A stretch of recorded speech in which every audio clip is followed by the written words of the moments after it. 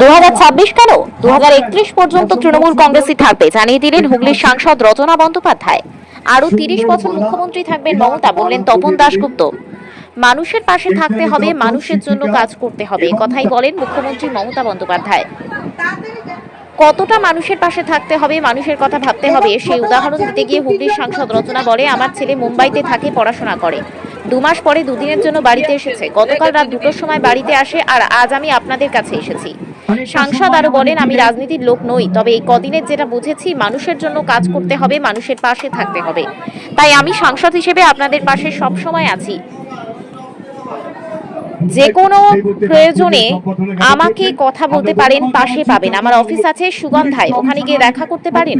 হুগলি চুঁচুড়া পৌরসভার 28 নম্বর ওয়ার্ডের রক্তদান শিবির ও মাধ্যমিক উচ্চ মাধ্যমিক কৃতীদের পুরস্কার বিতরণী অনুষ্ঠানে উপস্থিত হন সাংসদ রচনা বন্দ্যোপাধ্যায়, ছিলেন সপ্তগ্রামের বিধায়ক তপন দাশগুপ্ত। তবে এদিনও চুঁচুড়ার বিধায়ক অসিত মজুমদারকে দেখা যায়নি সাংসদের সঙ্গে।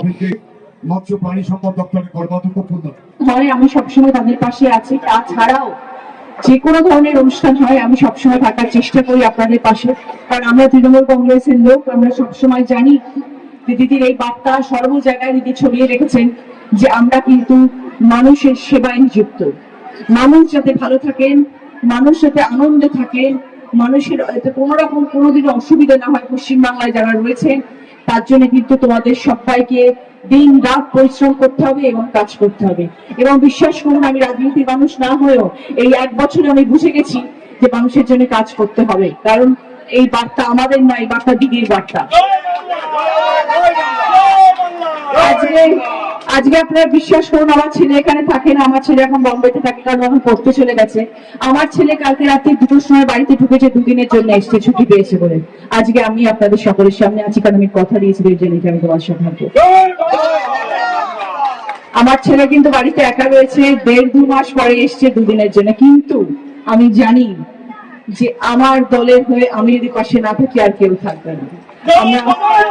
আমি যদি এই সাহস না দেখাই, আমি যদি তোমাদের পাশে না থাকি, তোমরা লড়ার মনোভাব নিয়ে এগোতে পারবে না। আর আমাদেরকে লড়তে হবে, আমাদেরকে লড়ে এই জায়গা জিততে হবে। এবং তাই জন্য আমরা সবাই আজকে মঞ্চে যারা যারা রয়েছি, আমরা সবাই একসাথে আছি, একজোট হয়ে আছি, এবং আমরা লড়বো, এবং আমরা তৃণমূল কংগ্রেসের পাশে আছি। এবং 2026 কেন, 2030-31 অব্দি তৃণমূল কংগ্রেসই আছে, এবং তৃণমূল কংগ্রেস থাকবে, এবং মাননীয় মুখ্যমন্ত্রী আমাদের পাশে থাকবেন, এবং ওনার ছত্রছায়ায় আমাদের পুরো পশ্চিমবাংলা থাকবে। আমরা ভাগ্য করে মমতা ব্যানার্জিকে পেয়েছি, ভাগ্য করে পেয়েছি মুখ্যমন্ত্রী।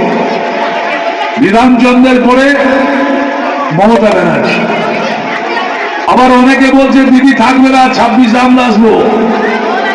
বাড়িতে বসে কোলবালিশে মাথা দিয়ে স্বপ্ন দেখো, দিদি এখনো 30 বছর বাংলার মুখ্যমন্ত্রী।